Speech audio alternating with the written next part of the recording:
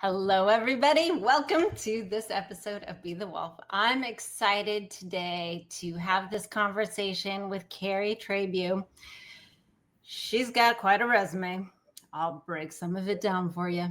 She's been a trial lawyer, the CEO of Carrington Legal Search for a long time. She's launching a big new thing called LawSphere. We'll talk about that. She's a best-selling author. And I've gotten to get to know her a little bit, and I can say honestly, she is a wonderful human being. So, hello. Thank you for that. Yes, it's such an honor to be here. Awesome. So today we're going to talk about a lot of things. So those of you listening, we're going to talk about things like connection, celebrating the uniqueness of you, owning your past, trying to fit in, business, of course, and what it is that you have to let go of to actually get the life and the business that you truly want. And I think that's a big one. People sometimes wonder, like, why is nothing working? Why is my business not working? Why is my life not working? And often it lies in what you're unwilling to let go.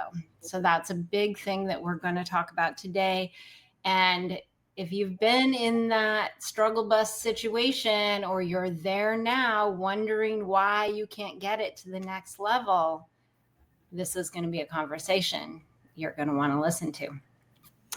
So before we dive into that, you're launching something new. Yes.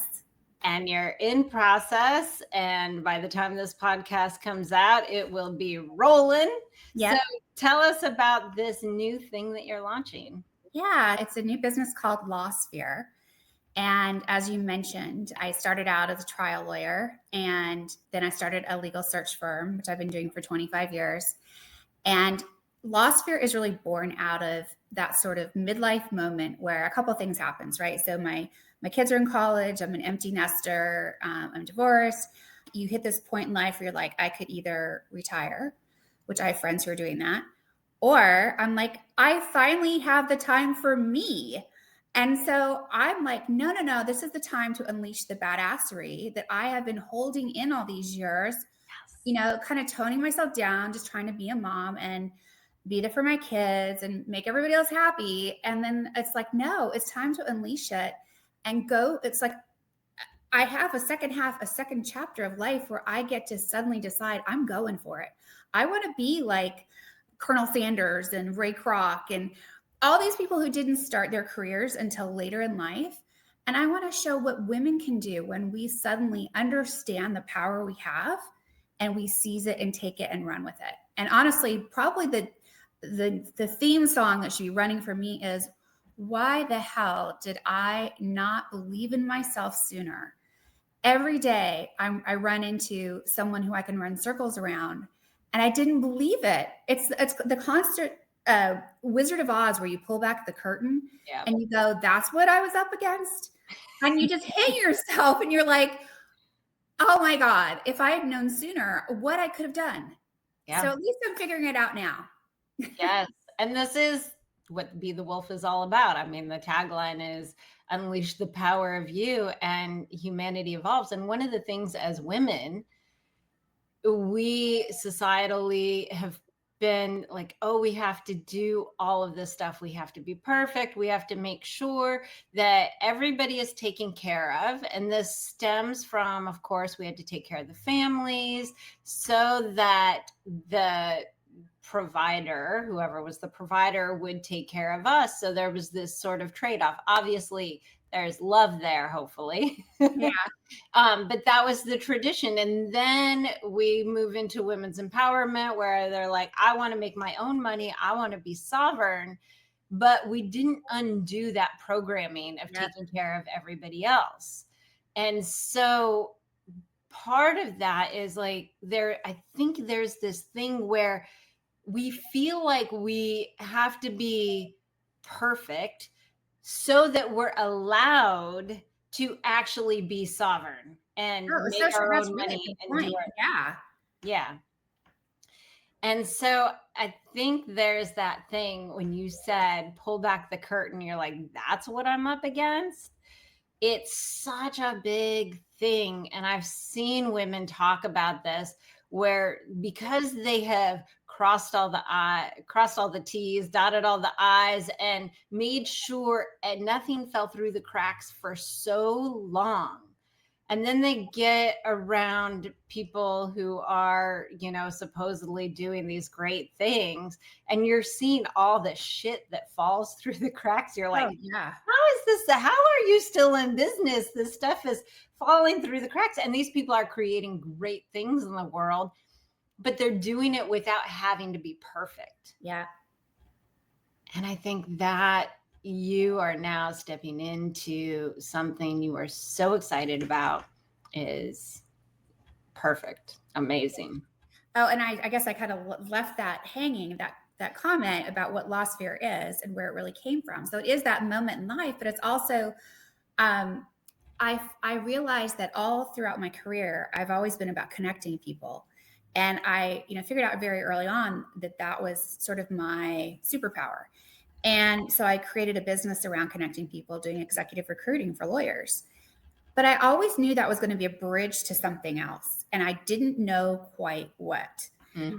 And what's really interesting is I like to say God has been playing chess with my life, because I placed a lawyer at a company about 20 years ago, and we reconnected just about 2 years ago, and he had become the CEO of the #1 online community for bankers. And when I saw what he was doing, I was like, why don't we have that for lawyers? And it's somebody that I touched, our lives passed, we interacted 20 years ago. And I never knew that when I reached out to him to change jobs, the role he would play in my life. But somebody else knew. Right? I mean, so it's those times in life when you're kind of like, God, I have these desires. I want to do this. And you think nothing's happening. Stuff is happening. You just aren't aware of it. Yeah. It's like in hindsight, you can look back and you can see those breadcrumbs. I look at all the different things that I've done and the different like avenues I went down that just seemed like total failures. And I'm like, oh, I get it now. Yeah. I totally get it.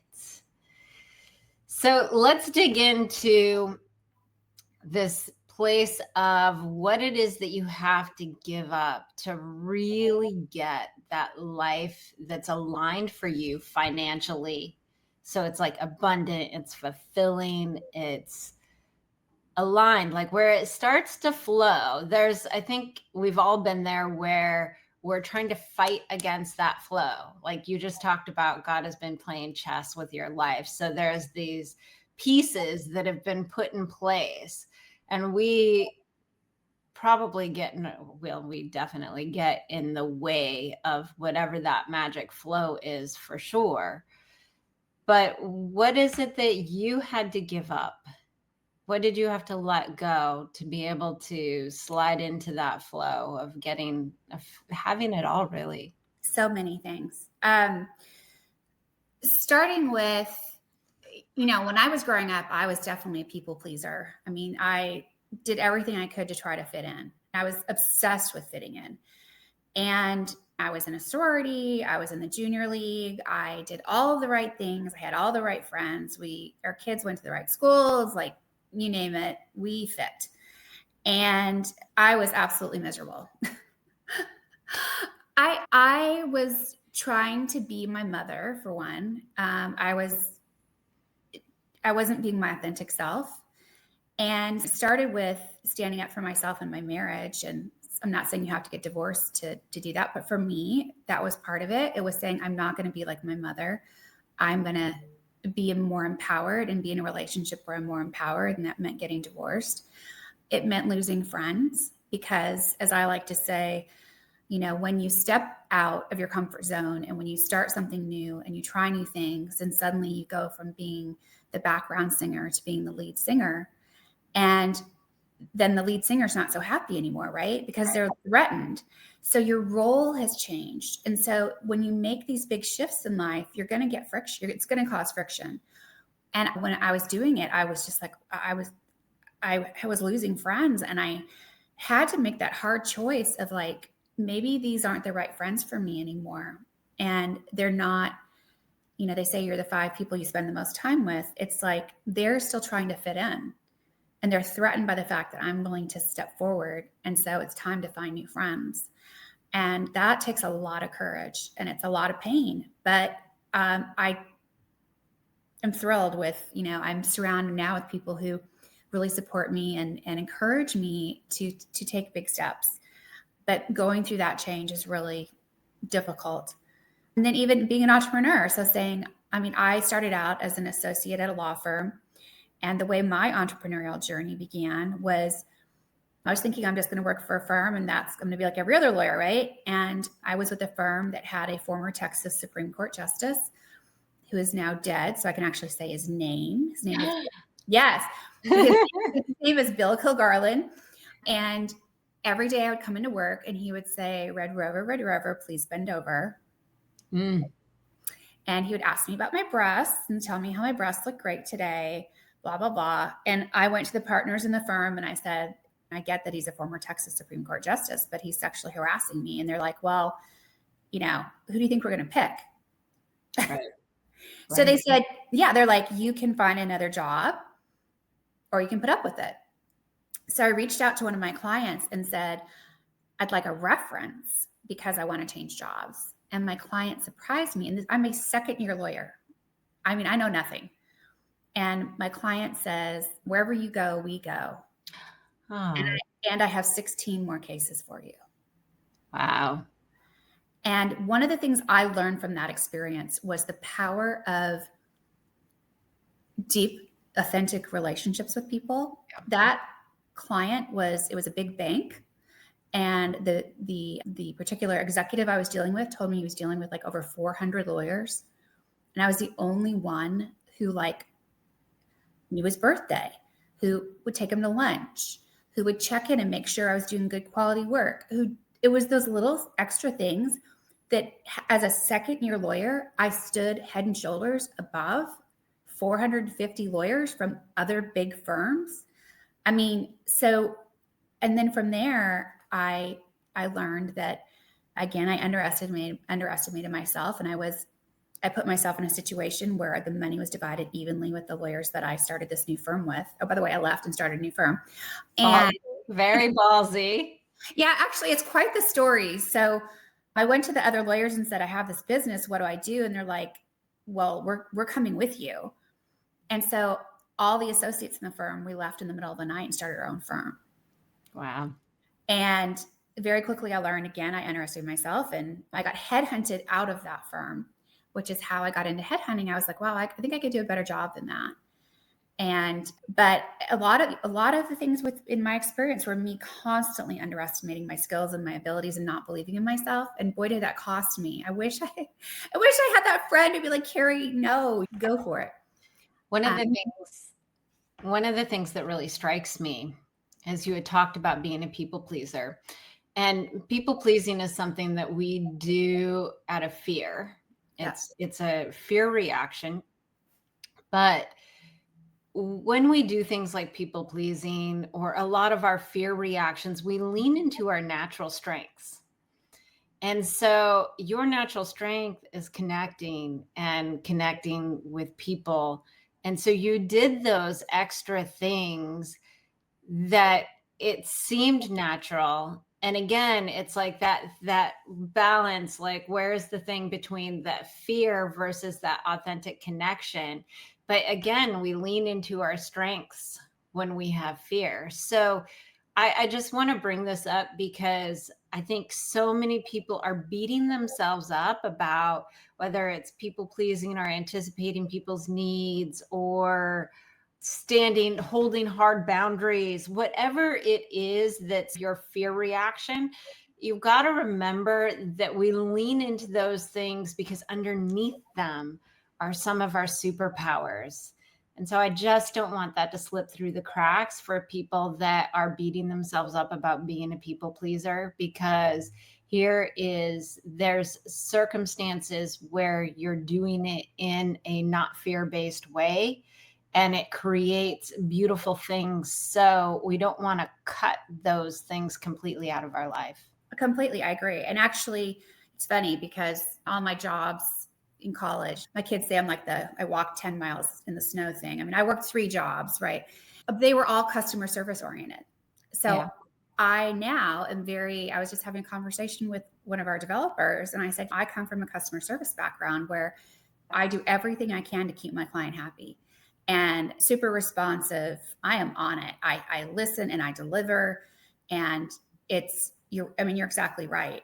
But it comes from that people pleasing, right? But it does turn itself into a really valuable trait as far as success in business, because I have the highest standards and I deliver on it because of that people pleasing aspect. So, but you also have to dial it back so you don't beat yourself up. Yeah. And you have to, like with anything, it's got to be done in balance, because when you swing too far to one side, you're taking away from yourself, which of course is the antithesis of be the wolf. It's like, no, you got to take care of yourself. And you know how much more powerful you can be for your clients, for everybody, when you are taking care of yourself first. So tell me a little bit about that process of letting go of the friends. I remember this point in my life where I had everything fell away. The boyfriend fell away, the friend group fell away, everything, the job fell away. And now I can look back and see, oh man, what an opportunity I had to really lean into who I truly am, instead of trying to be that thing I was trying to be. But I didn't take that opportunity. I just wallowed and everybody left me and blah, blah, blah. But tell me about your process of letting go of the things that weren't aligned with where you were going. Well, I was thinking of the people. I don't know that there was a process really. I think it's just messy, right? Yeah. As you just kind of realize something isn't serving you, and you have to have that internal conversation and say, it's time to let this go. I mean, one example of that is, so I was a member of I was part of this book group. I founded a book group. It went for 12 years. And whenever somebody would get sick or somebody had a baby, there was always the sign up list for casseroles or bringing them dinner. And it was almost like a competition to see who would sign up first and who was going to outdo the other person. That's how these women were acting. And I finally just gave myself permission to get off the I'm bringing you dinner train. And that, oh my God, that was amazing. I mean, I just was like, you know what? Why am I doing this? This is ridiculous. I mean, just give myself permission to be like, I am taking a different path, and I am getting off this train. But that was a very deliberate decision. I was like, oh my God, I can get all this anxiety, or I've got to do this and I've got to do that, and I have all these other things I have to do in addition to everything else I'm doing. And it was all about pleasing people. Right. And I just said, enough is enough. I'm done. Yeah. How did they take that? They got over it.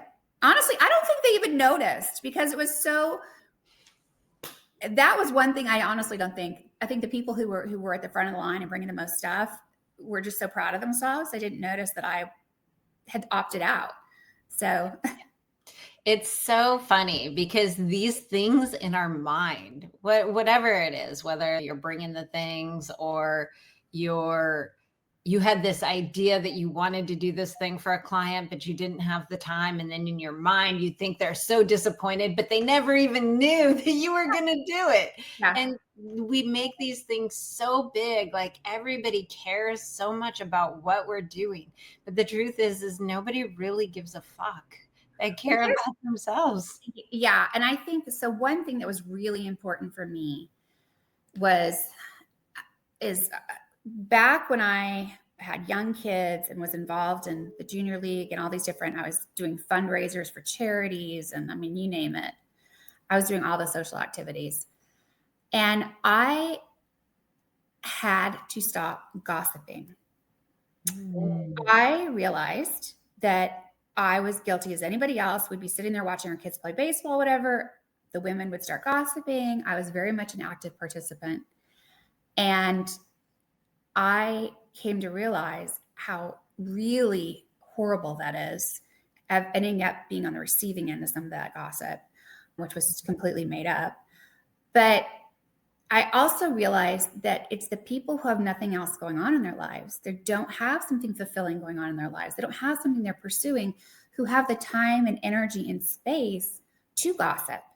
So one of the things that I've done that I think is super important is, well, first of all, try to align myself with people who are more on the same path. Yeah. But also, when I'm aware of somebody gossiping about me, really just a couple things. One, laughing it off, but also realizing they just have too much time on their hands. And I very deliberately and purposefully try to avoid, not 100% perfect, but I think about 98% now, to not gossip. I mean, it's also sort of karmic. I don't want people gossiping about me. Right. But to the extent that they do, I just have to not care because I'm so focused on what I'm doing. And one of the things you always hear that thing, be the change that you want to see in the world. And if we don't want somebody gossiping about us, then we probably shouldn't gossip about other people. But it's an interesting process when you change a behavior like that, because it starts for whatever reason, wanting to fit in usually is where it starts. And then it becomes a habit, like complaining is another one of those things. And when you start to notice it and catch it, how was it actually letting go of that process? Like when we are there at the baseball game and everyone's, oh, Sally Mae is blah, blah, blah, blah, blah, blah. What did it feel like? Do you remember what it felt like in the beginning of just like, I'm going to zip it? And yeah, it's hard because you're separating yourself, right? And I would just remind myself of the pain that is caused from gossip. And a lot of the speculation and things people say, well, first of all, the ones that get me are like, I'm just so worried about you, honey. I just, fake care about somebody, to solicit information that is then weaponized. That makes me mad. Super protective of children. When you hear your friends talking about someone else's kids. Yeah. I mean, my kids have been on the receiving end of that, and it's not okay to women be talking about other people's children and the harm that can cause. I mean, it can be devastating for a child. So I try to think about how it feels. And it's not easy. And sometimes it does take I try to change the subject, or sometimes you have to get up and walk away. But yeah. And that really goes into you stepping more and more into the authentic you. yeah, And I believe maybe there are some like sociopaths, like over the top people, that this might not be true, but I think almost everybody, no matter how they're showing up in the world, at the core of who they are is peace, joy, and love.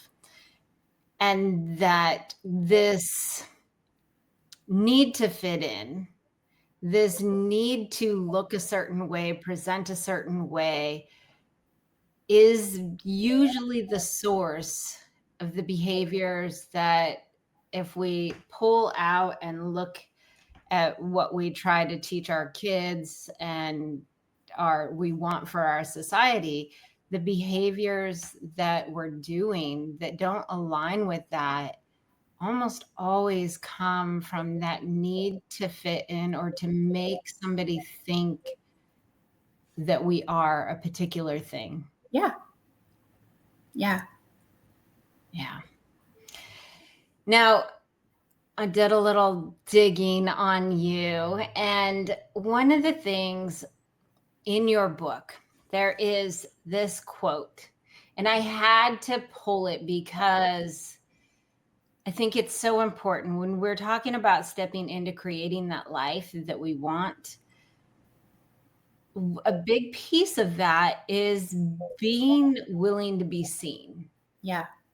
And that means showing the parts that we're not necessarily so proud of. And one of the things that I gathered from your book is like historically your family was high society. Yeah.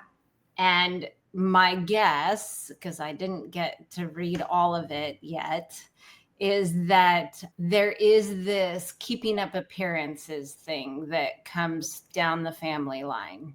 Oh, massively.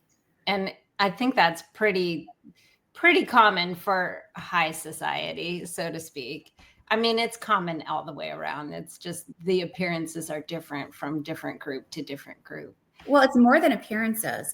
It's achieving certain goals, going to certain schools, making it into certain colleges, like receiving certain professional accolades. It's all of that. So it's more than just how you look. It's where you socialize. And honestly, for me, I don't know if you got to the athletics part, my family is very athletic and very accomplished, particularly in tennis.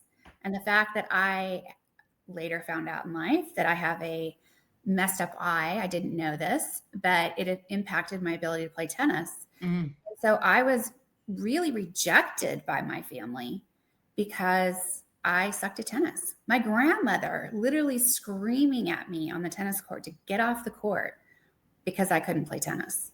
Yeah. And we wonder why people have this need to fit in, and it starts in the family. It Like, does, do we feel accepted to be our fullest self? How often I was just at a coffee shop doing some work, and the little girl was prancing around, dancing, being herself. She was being herself. She wasn't attention seeking. Like, sometimes you can see it, but it was right. just being herself. And the mom's like, oh, sorry, this is like, you didn't know there was going to be a show. And I know that this little girl is hearing this stuff Yeah. and is going to feel bad about being her fullest self if that's the kind of typical behavior her mom does in public when she's being herself. Yeah. And we all now wish we could. I literally try to remember who I was as a little girl. Yeah. Right. To capture that because that's so valuable. Yeah, that's one of the things I do with my clients. I have them find a photo of their youngest self where they're full of light and full Yeah. of joy and put it as the wallpaper on their phone so they can start to remember who they are and like what's the core of their essence, and also connect to that, what it's like to love themselves. Because when you're running in this people pleasing place of trying to fit in, you're denying who you are. You're secretly hating who you are and whatever your story is. And there's this place when you're looking at that little kid, that little version of you full of light, you can't help but feel the love for them. And Yeah. so it's a really great way to start to connect to that feeling of love, because when we're creating and building our businesses from that place, that's where we get to really create that fulfillment. Yeah. You were about to bring up a quote though. What was Yeah, this is the quote. Okay. So it says, I had been told to shut up and not tell my story. It makes people feel uncomfortable. But the truth is that my power, my secret weapons, my gifts are in my stories. And that's where I discovered the authentic me, where I discovered the gifts, the buried treasure, and all the shit. It's in the debris of life, in the fire, that I found out who I was and what I was made of. Okay, I know I wrote that, but I just got the chills. Yeah, me too. Me too. Yeah, when I wrote that, I remember writing that, and I just had this epiphany that all these things that we're trying to hide and pretend like these things didn't happen to me. I need to be perfect. I'm missing the point. Like all the good stuff is in the shit. And honestly, I quote. Now I'm going to forget his name. The Running with Scissors guy. He has a great quote about sexual assault and what you can do with it. And he basically talks about how you should take it and look at it, examine it, reshape it, reform it, and use it to create something new, and as something that can launch you, as opposed to something that destroys you, right? And so I found that just so empowering. And I started to look at all my life experiences differently and realize that, I mean, for one example, very briefly, my father was a malignant narcissist, and he's extremely hypercritical and controlling. And so I grew up walking on eggshells, always wondering what he was going to do next. And so I developed this hyper awareness of people around me, my surroundings, and all of that. And so I like to say that my greatest gift is intuition. And someone asked me, well, where do you think you got that? And I said, well, I got that from walking on eggshells with my father.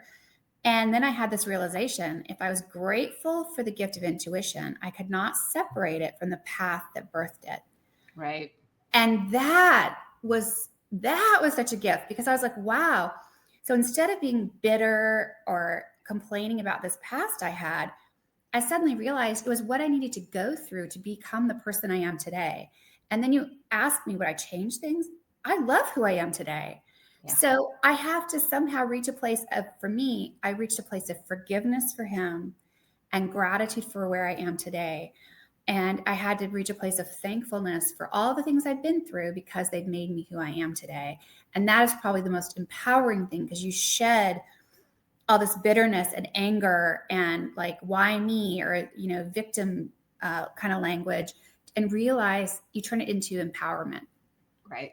Well, and circling back to those gifts that we have, that we lean into when we're under stress.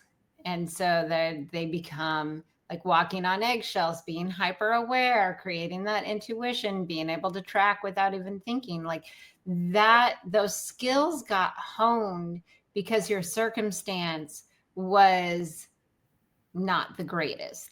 Yeah. And I know for me, it was the ability to feel emotional frequency. Like I could feel the shift of somebody's frequency shifting. And so, but if my situation, if my childhood hadn't been what it was, that gift wouldn't have gotten as strong. I wouldn't have been put through the training, if you will. And then when we can start to look at it from that angle of the gifts, what is it that we gain from it? So we started this conversation with, what is it that you lose when you're leveling up into the life that is fulfillment and abundance and joy and all of those things? But now we can look at, what is the place, what are the gifts that we get as a result of that? And so you let go of the social circle, you let go of the people who were not the right fit, you let that stuff fall away. And what did you get in return? Oh my God. So much. I mean, again, I didn't know what I was capable of. I was so busy keeping everybody happy that I was definitely a background singer. I was the supporter. I was the cheerleader. I was never the person out front. And I was dumbing down everything I was capable of. And so not only am I able to just take things on and do stuff, but the people I'm surrounded by now are just a whole other level of people. Just even like basic conversations. I mean, back doing all those social things, I had lots of friends, but they were all acquaintances. I have a smaller group of friends, but those are deep relationships based on us being very authentic and open with each other. It's a whole different kind of life. I don't, in a way, I don't really feel like I gave up anything. Yeah. I mean, I gained so much. I honestly, I couldn't be happier with where I am in life. I'm so happy with all the decisions that I've made. Yeah.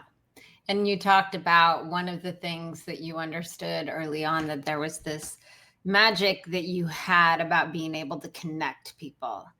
And I can only imagine the exponential effect of that when you're showing up authentically, because the only way you can actually truly connect is when you show up authentically. Yep.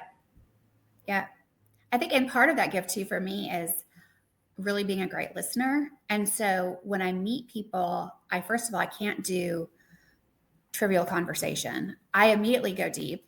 Me too. So the information, I know, yeah. And so the information I get is really high quality info, right? So then when I meet, what happens is I'll meet somebody else and I'll be like, oh, you need to meet so-and-so, and here's why. And I literally give them like, these are the reasons why you need to meet this person. And then when I go to the other person, I'm like, and here's why I feel like you guys need to be connected, and here's why. And it's very clear that I have been paying attention. And so they're like, oh yeah, I want to meet that person. So it's paying attention and like really observing like the nuances and things that make people gel, whether it's things in common or just, whether they're super fun or personality. But yeah, that is what the gift is. Yeah. Beautiful. How do people connect with your businesses? Tell us a little bit more about what this community of LawSphere is. Yeah. Well, LawSphere is LawSphere, like atmosphere, lawsphere.com. It's an online community exclusively for lawyers.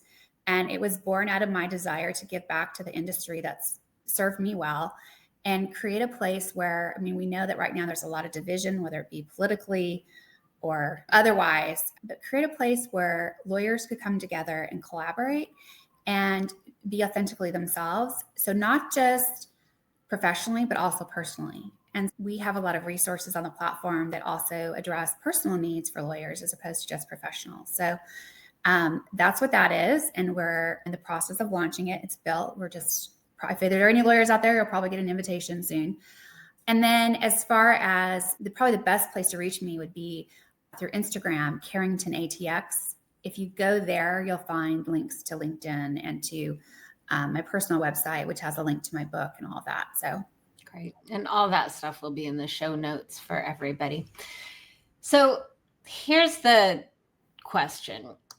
In that period of the height of fitting in and gossiping and not quite yet knowing that you were going to make a shift, what is the thing that you needed to understand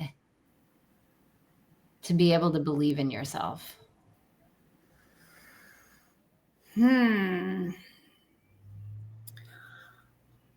I think it's an everyday process where, so I didn't have the benefit of having family or even friends really that told me I was great at what I did, or that I was, in fact, it was the opposite.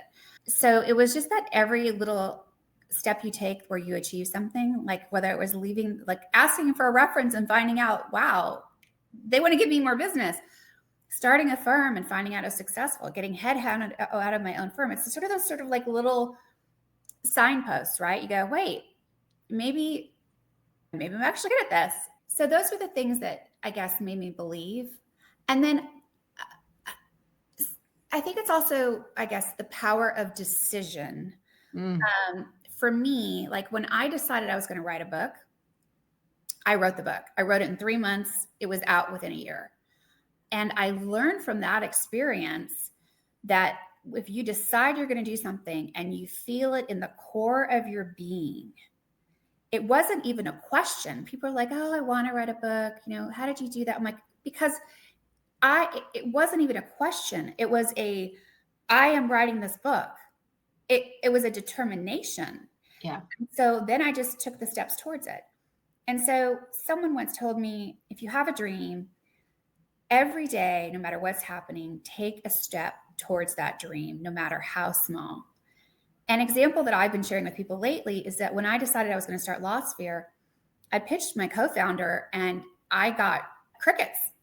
I knew he was going to be my co-founder, and I wrote up this whole document, and then nothing happened. And I kept hearing, Carrie, you're doing this. With him or without him. Every day, take a step towards your dream. So while I was waiting for him to get back to me, I did a name search. I bought a URL. I did a logo contest. I got a logo. I literally was just taking steps. So, but by the time he said yes, we had a name, we had a logo, we were in the process of trademarking it. Yeah. I was like, I'm doing this. So it was those steps, I guess. And then just, I guess, that internal knowing, I guess, when you know it's something absolutely in your core, this was what I was meant to do. And that's where I am with this. Yeah. Yeah. I think that decision thing and that internal knowing that it's meant to do, this is one thing I've noticed, and I use it, is when I decide I'm going to do something, do I have to tell anybody about it? When I don't have to tell anybody about it, I know it's the right thing for me. I know it's the truth. Because if I have to tell somebody or run it by somebody, then I'm still trying to be something. I'm trying to get this validation that they think it's okay for me to do it. There are some decisions that I just decided. I didn't tell anybody, I just did it.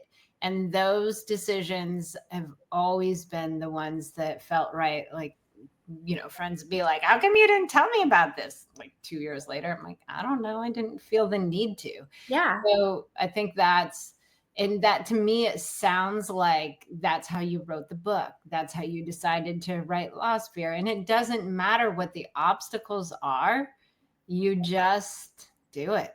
Yeah. When you know this is what you're supposed to do, you don't even worry about obstacles. It's like you believe at your core that the people and things are going to show up for you in the right moment, or the money, whatever it is. I mean, and there's not even any wonder. It's just, and then sure enough, it does. Yeah. And if it doesn't, it just means that obstacle is there to prepare you so that you can actually hold it when it actually launches or when it starts to work. Or so that's another thing. But again, it's just that knowing, and you keep going. This has been a wonderful conversation. Thank you for being so open.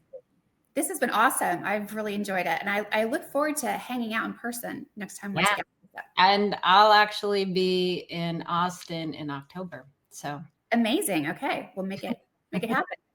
Wonderful. All right, everybody.